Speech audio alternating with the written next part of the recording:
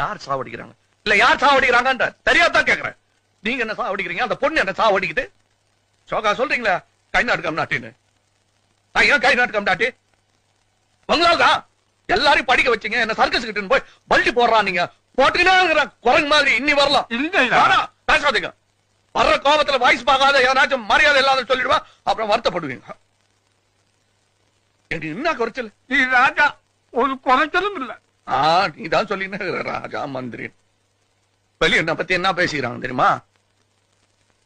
நான் ஸ்டண்ட் பாத்தியா, ரவுடியா, நகை கடை மாதிரி இருக்கிறேன். நான்